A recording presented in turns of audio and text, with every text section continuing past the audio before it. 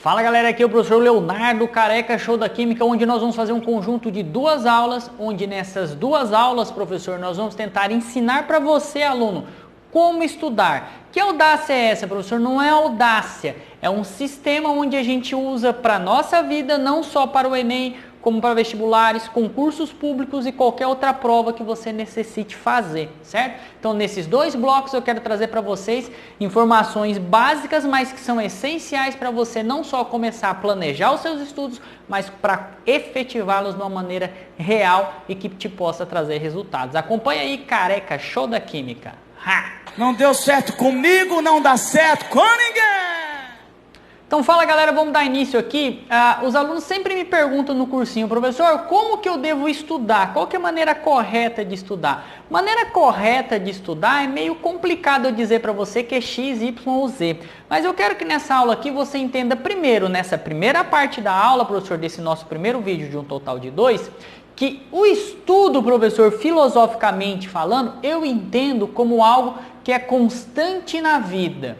Você não consegue evoluir na sua vida, seja ela financeira, emocional, afetiva, física. Eu acredito que você não consegue evoluir se você não entender que tudo faz parte de um processo de aquisição de conhecimento, de um processo de estudo. Professor, a gente está falando aqui do Enem, mas eu posso extrapolar isso muito bem para concursos públicos. Você faz concurso para quê? Para melhorar de vida. Você vai para uma academia, você quer fazer uma musculação, você quer melhorar de vida. Você não chega lá e vai fazendo exercício de qualquer maneira. Geralmente você vai acabar entendendo que a atividade física é um estudo também. Se você é um artista marcial, por exemplo, entra numa aula de jiu-jitsu, de karatê, você vai entender logo de começo que não é chegar lá dando soco, chute e indo para o chão. Você vai entender que até mesmo na arte marcial existe um estudo que te leva à evolução. Se você, por exemplo, é uma dançarina, uma bailarina, por exemplo, você vai entender isso, que tem uns passos a serem seguidos no balé moderno, no clássico, no jazz, enfim. No primeiro momento, o aluno internalizar que o estudo é uma constante na vida. Se você estuda, você evolui. Se você não estuda, pode ser que você evolua, mas talvez de uma maneira não tão assertiva e não tão constante como o estudo traz para você, beleza? Dito isso, professor, o que eu sempre digo para os meus alunos, que se você vai estudar, você precisa estudar, você quer estudar ou você tem que estudar, você tem que lembrar que o estudo, ele basicamente é a hashtag RCI. Você tem que lembrar disso aqui, RCI. O estudo, professor, ele compreende rotina, compromisso e interação. Rotina, compromisso e interação. Quando a gente diz rotina é que para que você estude, professor, você tem que separar horários dentro do seu tempo para que você possa exercer essa atividade de estudo. Estudo exige rotina. Eu sou uma pessoa que não consigo seguir rotina. Muito dificilmente o seu estudo ele vai evoluir. O estudo ele exige compromisso, professor. O que é o compromisso? O compromisso de naquela hora, naquele dia, você ter que fazer tal passo.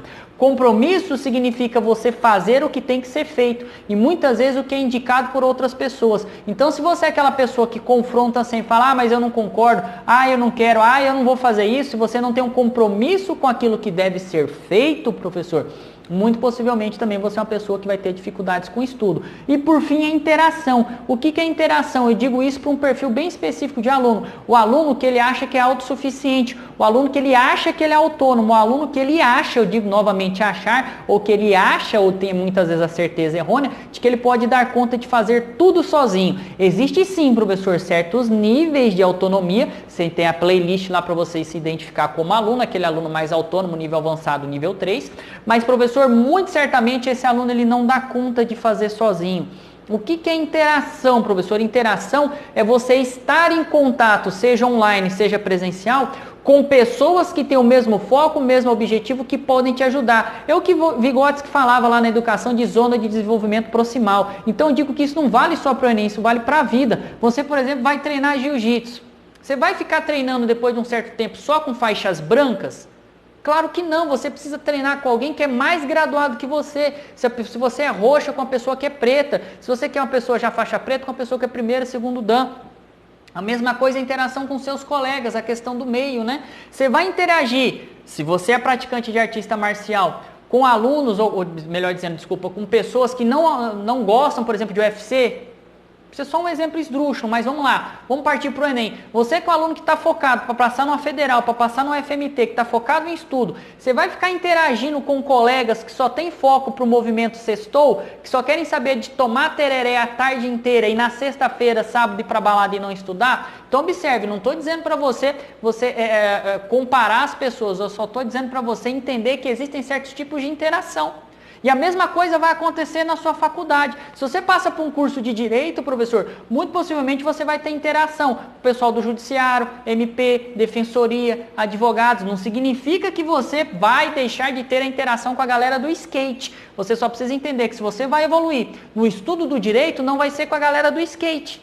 Vai muito possivelmente, ou com a galera do jiu-jitsu, vai ser muito possivelmente com a galera que é da área do direito. E a mesma coisa com a área do estudo. Então você precisa sim interagir com colegas que têm o mesmo foco, com professores que têm o mesmo foco com você, seja no presencial, seja no online, beleza? Então isso aqui é a primeira parte, professor, para que você entenda como estudar. Rotina, compromisso e interação. Professor, nessa segunda parte do vídeo, eu quero que você entenda o seguinte, eu preciso aprender como estudar, professor, certo? Então, já que você entendeu que estudo é rotina, compromisso e interação, algo que é constante para a vida, você precisa entender que como aluno, independentemente se é Enem ou qualquer curso que você vai fazer, o aluno sempre precisa ter. O que é o aluno precisa ter? A gente costuma dizer que o ter é teoria, exercício e revisões. Você como aluno, independentemente para onde você quer chegar, você precisa de teoria, exercício e revisões. Teoria, exercício e revisões. Teoria, exercício e revisões. Então vamos pegar aqui, professor, basicamente um aluno que está focado no Exame Nacional do Ensino Médio, ou um aluno que vai fazer uma prova específica lá da Unemat, ou um aluno que vai fazer, sei lá, especificamente um concurso público na determinada hora. É teoria, exercício e revisão. Professor, o que abrange a teoria? Rapidamente, professor, a teoria abrange livros, aulas e apostilas de maneira resumida, certo? Lembrando que essas aulas elas podem ocorrer online ou presencialmente. A questão do online ou presencial nós discutimos nas outras playlists. É algo que você tem que entender se você tem rotina, compromisso e interação. Se você consegue fazer isso de maneira online, beleza, mas a gente sabe que a maioria dos alunos, cerca de 80% dos alunos, não conseguem em nível inicial teoria, exercício e revisão sem algo presencial ali para criar esse compromisso, professor, e essa interação com você. Tem aluno que pode discutir assim, professor, mas livro? A maioria da galera usa apostila. Exatamente. A gente não é a maioria, a gente foge da manada. E eu digo para os meus alunos que eu prefiro muito mais o livro do que as apostilas. Professor, o senhor está brincando? Não estou brincando, tá aqui, ó, junto comigo aqui, ó, livro de matemática aqui do Gelson Iese, que usa até hoje, o meu tá aqui, ó, veinho. Ah, professor, eu não acredito. Tá aqui, professor, eu preciso estudar biologia, quem que eu uso? Tá aqui, ó, Sônia Lopes para você, esse é o volume único, mas a gente tem os 3 volumes. Professor, esse aqui é o meu livro de gramática que eu uso até hoje para estudar para concurso público, professor. Quem não sabe, o professor Leonardo também é concursado como perito criminal, então a gente já passou em outros concursos na área policial, pericial, enfim. Tá até aqui o livro, ó, esse livro aqui é mais velho que você, meu filho, você não era nem nascido, a gente usa o mesmo livro até hoje. Chega a estar marrom, ó, chega a estar marrom de tanto uso e tão velho que ele é, certo? O livro, para mim, é fundamental muito antes mesmo do que a apostila. Isso a gente vai explicar na nossa segunda aula em como estudar. Lembrando que esse é o primeiro bloco de 2 aulas que nós estamos trazendo para você. Mas aqui eu quero que você entenda que depois da teoria, você vem para os exercícios. Você tem que entender que não é sair fazendo qualquer exercício. É isso que eu explico para o meu aluno. Primeiro, os exercícios eles têm que estar focados de acordo com a prova. Então, exemplo, o aluno lá, o estudante universitário que vai fazer o OAB, ele tem que pegar os exercícios de uma certa forma e focar só nos exercícios das provas passadas da OAB. Se você vai fazer Enem, você tem que focar nos exercícios especificamente do Exame Nacional do Ensino Médio. Você tem que focar nisso. E o professor que está com você tem que saber disso. Mais do que isso, para você que está começando, professor, os exercícios, eles têm que ser em níveis gradativos. Não adianta, professor, você chegar de sola querendo pegar os exercícios mais difíceis dos vestibulares mais tradicionais. Você vai sentir no couro e você acaba desistindo. É a mesma coisa que a gente estava acabando de falar de academia. Não adianta você querer entrar na academia e fazer os golpes ou fazer as atividades ou fazer os movimentos, por exemplo, do balé, os mais difíceis. Isso não ocorre. Se você tentar fazer isso, professor, possivelmente você acaba sentindo dor Isso é dor, como a gente sente no estudo do Enem, a gente sente dor e a gente acaba desistindo nos primeiros momentos. Imagina você indo para academia e tentando, ou tenta lá pegar no supino, sei lá, ou sei lá, no cross, você tentando pegar lá a mesma carga de um cara que já faz 2, 3, 5 anos de academia. Em 3 dias você está quebrado e desistindo da academia. Por dor mesmo é o que acontece aqui. Então a gradatividade dos exercícios é muito importante, isso é só o livro que te traz, viu? Cuidado aí. Professor, e por último, revisões. A gente não pode esquecer que tudo aquilo que a gente aprende e exercita, com o tempo precisa ser revisto. Então as revisões é ponto importante nesse nosso estudo. Revisões, professor, quando a gente fala, elas englobam períodos, então existem os ciclos de revisões e os períodos de revisões, para que a gente sempre tenha em mente, professor, aquele processo fresco, certo?